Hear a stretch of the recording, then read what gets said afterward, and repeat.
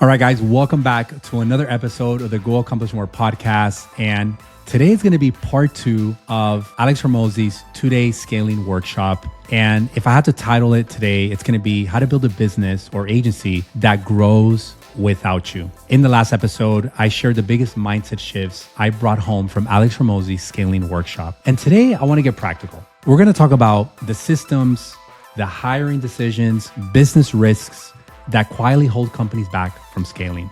These weren't just ideas about growing faster. They were lessons about building a stronger, healthier business that creates long-term value. All right, so let's jump in. We were characterizing last episode on shifts. So today I'm going to talk about different shifts as well. So shift number 1 is you want to make sure that you reduce risk before you chase growth. One of the biggest surprises from the workshop was realizing that investors don't look at growth first.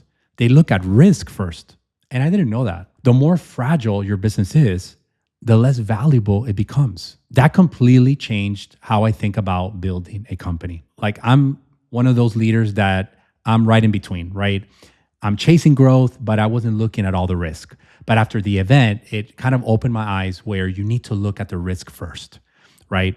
So there's many risks in a company, right? As a business grows, it can also become fragile because what happens is that you have more costs involved, you have more people, you have more systems, more software, policies change. There's so many factors that come in, and we're going to be talking about the different shifts that companies go through. But one of the things is that we have to understand that a strong business removes risk as they scale. You need to be looking at your cost. You need to be looking at hiring the right people, of course, but also not getting involved with overloading the monster, which I call a business as it grows. It's like you're feeding this beast, right? And you need to feed it people, systems, tools, travel. Then you take out the team for dinner, and those are great things, right? But you need to have a tracking system. You need to make sure that you're tracking every single expense and making sure that the company is not doing things that it shouldn't be, right? And you want to make sure that it's less risky, right? Something I want to ask you guys that you're listening here. If something unexpected happened tomorrow, what would hurt your business the most? You have to think about that because every business has certain risk, but you have to limit the risk. All right, shift number 2 is don't become the bottleneck. And I've talked about this in previous episodes. So when I was at the event and I was really thinking about who the key person risk is, it's not only yourself, but it could be key people in your company. What does that mean, right? Well, let's start with the owner. Let's say that you're involved a lot. And let's say that you get sick for 2 weeks or 3 weeks. That's a risk on the company because if you're involved in 2 or 3 departments, that's going to affect the company a lot. Or there's a certain person in your organization that only knows how to do certain softwares. What happens if that person goes on vacation, gets sick, or he gets promoted, or he leaves, right? I mean, it happens, right? After 4 or 5 years, it can happen. And if you don't have the right SOPs in place, if you don't have the right procedures, that's a risk because that person is leaving with all the knowledge in his head. So this applies not only for the agency owner, but also for people within your organization. And why do agency owners struggle to let go? And I'll tell you why. The main reason is because they don't have the trust, not in the person. They probably trust other team members, but they don't trust the ability, or they don't trust the outcome, or they don't trust the capacity. So if that's the issue, either coach that person to get them where they need to be, or move them to another role and just get the right person for that role, if that's the issue, right? So I think that's one of the biggest reasons. The other reason could be ego. They want to feel like they're contributing and they continue doing that, but they don't think about the risk, which is the most important. The more you delegate, the less risk your company has. So always remember that. The question I ask you is, could your business run for 2 weeks without you? Or could a key person in your company, let's say your ops manager, project manager, or maybe your head account manager, or whatever role it is, if that person left for 2 weeks because they wanted to go to Europe or they wanted to go somewhere far for 2-3 weeks, what does it do to your company? What type of risk are you facing? So those are things you have to fix. Those are things you have to focus on. Create better SOPs, create better systems so that when those people leave, someone else can take over. Shift number 3 is diversify before you're forced to. This is a good one. So the workshop also highlighted 2 risks, and I think every agency owner should pay attention to. Relying too heavily on one client or one source of leads. It may feel safe today, but it can create unnecessary vulnerability tomorrow. I had a friend of mine and he's still successful, but his agency grew rapidly. But his main client was a franchise client. So imagine he had in that franchise close to 50 companies within that franchise. And he knew that if something were to happen in the future in that franchise, he would lose all 50. And guess what? That happened. That happened after 3 years. Now, he had other clients where he was able to weather the storm, but he did lose a lot of revenue. It was risky.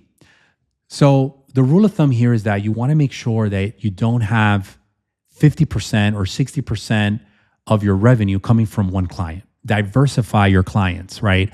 And yes, if you have a big client, I'm not telling you got to let go of that client tomorrow. But the goal here is that you want to make sure that you add more clients, other clients, so that just in case you still can weather the storm. Now, the other one is a marketing channel risk.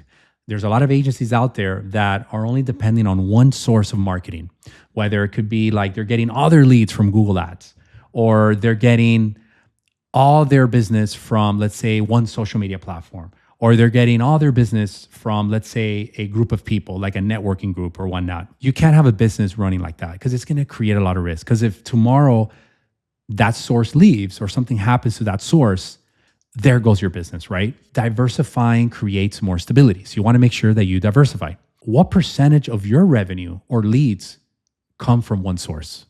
That's a question I leave you on this shift. And if it's only one, you want to make sure that you start diversifying and making sure that you add more so that your business is not risky. Shift number 4 is build a team that solves problems. One phrase that I wrote down immediately was, you don't have a what problem, you have a who problem. That really resonated with me because so many businesses spend months trying to solve problems that the right person could solve much faster. If there's a bottleneck or a constraint, usually it's because of that person. I hate to say it, but it's the truth, right? And yes, it could be part of the system. It could be the process. It could be, but the majority of the problem is usually the person, because if you have the right person in the right seat, that person will figure it out and improve the process, bring things to the table, do the research, do whatever it takes in order to make that work and to solve that problem. If it's a people problem, you want to make sure that you're hiring for experience, right? Instead of just, oh, I need to hire somebody right away to fill the spot. You want to make sure that you find the right hire. You want to make sure that you give them the right testing. You want to make sure that you role play with them. If it's a specific role, let's say you're hiring a salesperson, make sure that you're slow to hire. You've heard that phrase, quick to fire. So make sure that you take your time in finding the right hire, because we know that if you find the right hire for the problems that you need to solve, they're going to figure it out. It's about speed of implementation. If you want to grow your company fast, and I'm not saying you got to grow in leaps and bounds, but if you want to grow your company like in a steady, fast way, you can't waste time on things that you're not focusing on. Shift number 5, and it's the last one, is you want to make sure that you hire for more than skills. It challenges us to evaluate expectations, potential, and values as well. Great hiring isn't about filling seats, right? It's about building the future of your company, right? I mean, when we hire at GoStaffy, it's a rigid process that we go through every single hire. I mean, we ask personal questions. They take the Kobe test, DISC assessment, 16 personalities, and they need to pass all those testing. Then we go into like an in-depth interview. We set the expectations. We also share a little bit of how their self-development is. Like, what's the latest book you've read? Where do you see yourself in 3 years? What are their values, right? We look at all that because in the end of the day, you're not hiring a robot just for the skill. I mean, you're hiring somebody that is going to fit your culture? Do they match your core values? Right? Super important. So these are things that you should be evaluating whenever you're hiring for someone. What are we doing right now? Like after this workshop? I mean, the workshop, like I said, was amazing. It was 2 days, packed of information, packed of value. So one of the things that we're doing is we're going to be reducing key person dependency.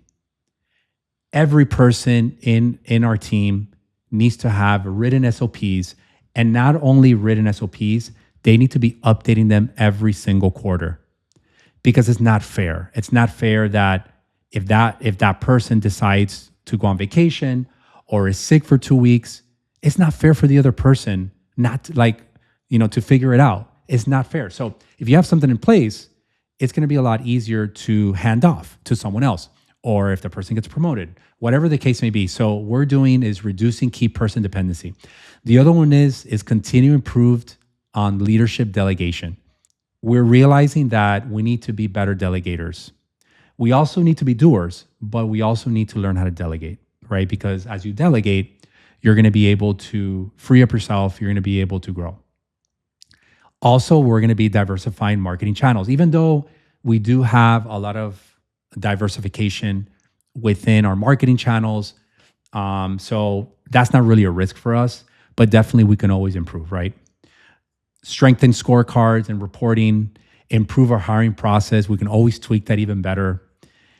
And most importantly, build leaders who solve problems before they reach us, right? Before they come to us for questions. I always like the analogy is before someone asks me a question, I always tell them, give me 3 answers. What do you think we should do in this situation? Because if not, if you don't force them to give you an answer to their problems that they're asking you, they're going to be always dependent on you. So what are you teaching them, right? So that's something that we need to be adamant on and be forcing on. Because like I said, I mean, I love to help people. So sometimes it's hard not to give the answer right away. But I think sometimes instead of giving the answer, you can just tell that person, hey, what do you think the answer is? Right? I know the answer myself, but what do you think the answer is? Give me 2 or 3 answers. And you'll be surprised that they do have the right answer. But they just, I don't know, they're afraid, or their fear of looking dumb in front of their superiors. But in the end of the day, you want to make sure that you're building leaders, right? Before I end this podcast, I want to give you some action items like the last podcast that we had. I'm going to leave you with 5 bullets. The first one is list the 3 biggest risks in your business right now. Literally, take the time. Go to Starbucks, go to a coffee shop, and list the 3 biggest risks in your business, because we all have risk. Ask yourself where you're still the bottleneck. Third action item, review where your leads and revenue come from. And if you feel like there's only one source or 2 sources, you want to make sure that you amplify that. You want to make sure that you have more leads in different channels. You don't want to depend on just one, okay? The fourth one is to identify one role that could remove your biggest constraint. Because remember, we spoke a lot about constraints on the last episode. And I think that if there's one thing that I want you to grab from both episodes, it's on the constraints. Because every business has constraints or bottlenecks. And if you can really focus and hone in on those constraints, whatever it takes to pass through those constraints, you're going to be able to grow to the next level. You're going to be able to scale faster. So that is so important. So the last one is improve one hiring process before your next hire. You want to make sure that the people that you're bringing in, that you have the right expectation, they have a great onboarding, and that the process is clear. All right, guys, if today's episode brought you value, I'd really appreciate if you'd follow or subscribe to the Go Accomplish More podcast. If you've enjoyed it and you believe this episode can bring value to someone else, please share it. Thank you so much. And I'll see you on the next one.